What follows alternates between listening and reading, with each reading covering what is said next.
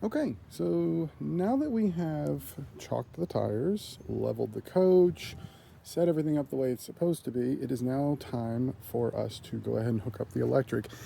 In this main panel, on the driver's side of this trailer, you're going to find your 50 amp service line. We're going to go ahead and grab that. You might need some help. If you weren't fed unholy amounts of corn as a child and are therefore somewhat a giant, this wire might be a little difficult for you to manage on your own. It is heavy, it is cumbersome, it does not like to bend well, so you might need a little help, but for the most part, a lot of people can do it on their own. And so you'll notice that there is a little box attached here, this little orange box. This is critical. You cannot hook up the electricity to this coach without this box in line. It must be in line at all times. It helps to protect from surges to the coach. And depending on the campground you're at, they may or may not have excellent electrical service. So we insist and require that you must have this box hooked up. It just protects your damage deposit as well as our coach from electrical damage, which is very expensive. So at the back driver's side, you will notice back here by the corner, you have it says Camp Power. You may not be able to see it, but without the video you can. This is our electrical connection. Please do note, I have not plugged this in. You do not want to plug this in first. You actually want to plug it into the coach first.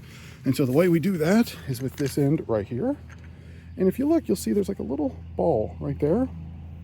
And there's another one right here. And if you actually look really closely, do you see that little divot right there?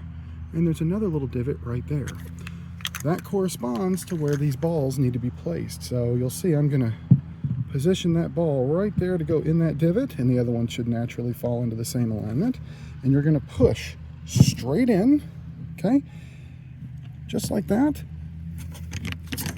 And once you have you're gonna wiggle and push, you're gonna turn it to the right just a little, and that's gonna lock it in. Now, you've actually locked it in place. Now, you can go ahead and screw this ring on. Not everybody does. It's encouraged to do so to protect it from the wire's weight just hanging off of the the electrical connection. So this way it kind of provides a little support. So if you can, please take a moment and just tighten this on here. Just kind of helps keep it in place. Now, once we've connected it to the coach, you're going to find your power box from the campground. Lift it up. First thing you want to do is actually look under here and make sure that the 50 amp circuit is turned off. This one, oh boy, that is exactly why we require that people use that surge protector. Anyways, you're going to make sure this is off, and it is. So now I'm going to go ahead and grab this end. You'll notice it's got little finger grips here. It makes it a little easier for you. Close that box. Sorry about the video. I don't have anybody here to help me shoot this video today. But if you look, you can see you got the big post up top. You got the 3 little side posts on the sides and bottom. Just push that in.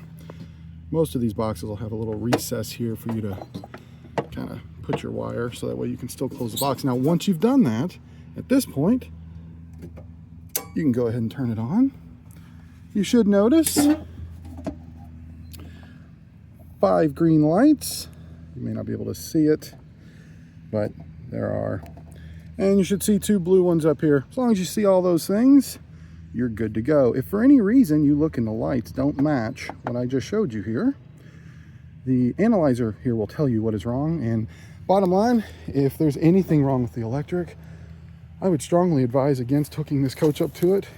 Any damages to the electrical system due to using a faulty electrical source would unfortunately come out of a damage deposit, and we don't want that.